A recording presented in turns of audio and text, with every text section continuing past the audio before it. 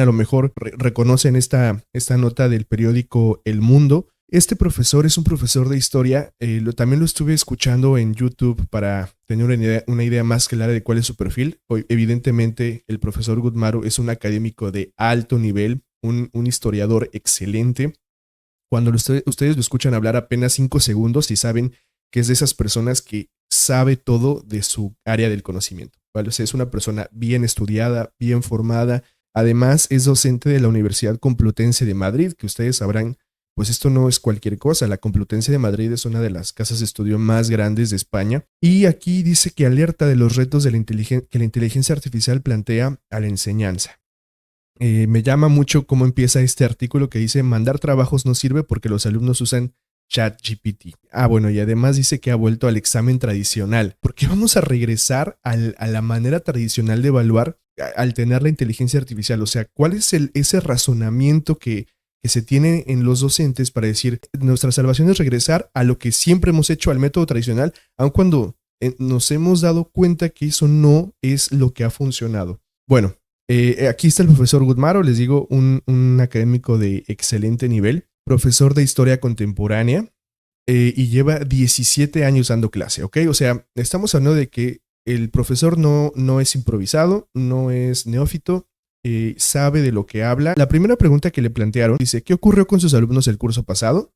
Aquí dice: yo siempre les había puesto a leer libros de ensayo y de época porque la clase no podía consistir en solo lo que diga el profesor. Entonces aquí el profesor tiene la idea de que, ok, no solo yo voy a ser el exponente de la información, quiero que ustedes investiguen por su propia cuenta. Eso está muy bien.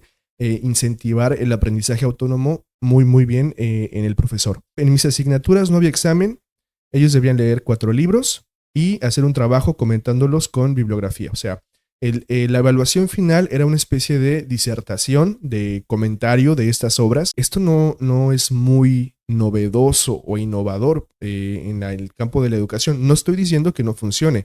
He leído muchos artículos en los que se demuestra cómo llevar a los alumnos a hacer síntesis, a hacer ensayos, a hacer resúmenes, activa ciertos procesos cognitivos en su cerebro que sí provoca que haya un proceso de aprendizaje. Yo no estoy en contra de hacer ensayos ni de pedir resúmenes, siempre y cuando se hagan en el momento correcto, de la manera correcta, pero aquí, bueno, todo recaía en el ensayo, ¿no? Y evidentemente, pues, las inteligencias artificiales generativas, pues, son expertos en crear este tipo de documentos, de ensayos, de creaciones literarias. Entonces, claro, algunos ni los redactan, sino que ponen las capturas de pantalla. Digo, esto sí ya es un descaro por parte de los alumnos del profesor Gudmaru que hicieron esto. Pero dice: entonces he decidido, así que en este curso no voy a poner trabajos. He vuelto al examen tradicional. Creo que es un retroceso. Evidentemente estoy de acuerdo con el profesor. Esto es un retroceso, pero él está tomando la decisión. O sea, aquí en el primer comentario, él parece que la inteligencia artificial lo está obligando a ir en esa dirección. Yo no veo por ningún lado que la inteligencia artificial nos obligue como docentes a irnos por un camino específico. O sea, tenemos un abanico de oportunidades, pero aquí el profesor Gudmaru está viendo solamente una opción. Entonces, él toma el camino de retroceder. ¿Por qué retrocede? Dice: ¿por qué es un retroceso? Porque los alumnos no tienen que memorizar Trafalgar de Galdós como memorizan hechos históricos de la historia de España.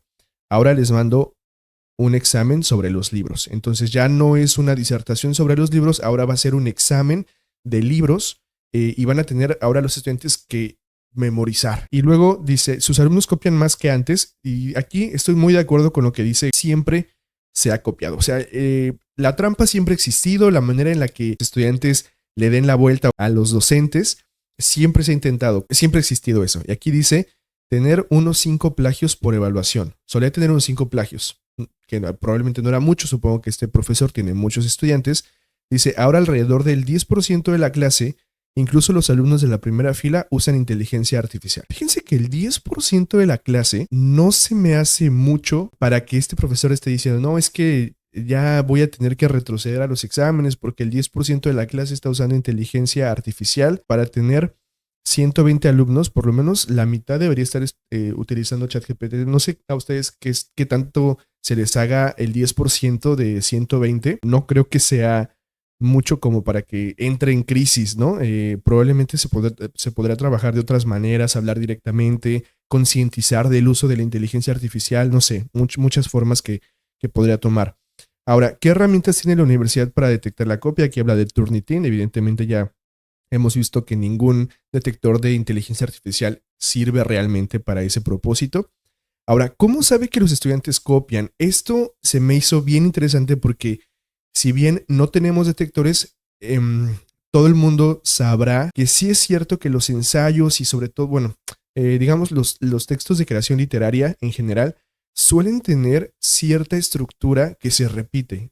No sé si es mi apreciación, también el profesor Gutmaro aquí está diciendo que así es, hay una especie de patrón que se repite constantemente. Enseguida te das cuenta que es el mismo relato, porque normalmente enfocan un tema desde un solo ángulo y no desde varios. Correcto. Esto sí es totalmente cierto, pero aquí se pone en evidencia la falta de las técnicas de prompting de quien usa la inteligencia artificial. No podemos simplemente pedirle, oye, créame un ensayo que hable de Trafalgar de Galdós. No, o sea, tenemos que proveer el contexto. Nosotros tenemos que proveer los ángulos desde los cuales queremos que analice y tenemos que proveer qué es lo que queremos que analice para que no nos genere información falsa o errónea.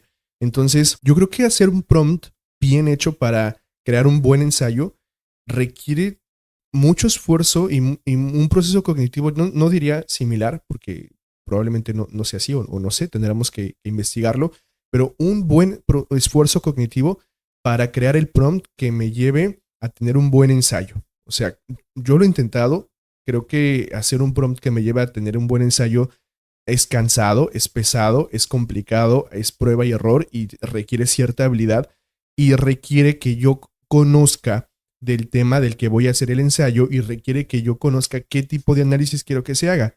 A lo mejor lo que me ahorra la inteligencia artificial es la redacción, pero el hecho de pensar de la estrategia sí tiene que venir de parte del usuario. Aquí dice que se volverán los controles orales. Hay muchos alumnos para hacer prueba oral a cada uno, entonces probablemente no, porque esto es poco práctico. ¿Cómo dará las clases ahora? Fíjense, esta pregunta está interesante. De forma más clásica, voy a ser un viejo total. Bueno, lo que estoy tratando de decir es que voy a enseñar como a mí me enseñaron, seguramente, ¿no? Eso es lo que está tratando de decir. Les voy a contar los hechos fundamentales, ya no tendrán que leerse los libros, se los comentaré yo en clase. O sea, el profesor Gutmaro se va a convertir en la fuente de información y va a escupir el conocimiento en frente de sus estudiantes, lo que los estudiantes alcancen a comprender y a memorizar en ese momento, a tomar notas y que se preparen para el examen. Más tradicional no se puede ser. No sé ustedes qué opinen de esta línea de acción que está tomando este gran profesor que tiene mucho conocimiento y mucha experiencia, pero que en la parte didáctica le está faltando mucho. ¿Cómo daba sus clases antes? Bueno, vamos a ver si era diferente. Daba una parte teórica, porque era inevitable, y luego respondía preguntas. Ok, probablemente había como este intercambio de ideas al estilo socrático que también ayuda mucho. Es que la historia también se tiene que contar, ¿no? Entonces, bueno, para evaluar lo aprendido en clase no había examen, sino un trabajo con distintos niveles de dificultad, ya lo vimos. ¿Usa tecnología en sus clases? A ver aquí qué dice el profesor. Sí, como apoyo de la docencia, pues justamente eso es la inteligencia artificial. Eso es un apoyo a la docencia, no hay por qué verlo de otra forma, no hay por qué verla como enemiga, es un apoyo, no es una enemiga. Luego aquí nos dice, ¿de quién es la culpa? La culpa es nuestra. Pues lo tiene claro, pero a ver, vamos a ver qué dice. Si nosotros detectamos que está pasando, hay que hablarlo y abrir un debate, porque no puede ser que todo valga. Hay que prohibir ciertas cosas, estoy de acuerdo. O sea, creo que aquí la idea de fondo del profesor es hagamos lo político, hay que prohibir y hay que permitir, hay que tener una política de uso. Probablemente eso es lo que está diciendo el profesor. La tecnología no es mala en sí, pero hay que usarla bien y saber cómo incorporarla al aula. Pues es lo que justo estamos diciendo aquí, es lo que estamos comentando, pero no hay una voluntad por parte del docente.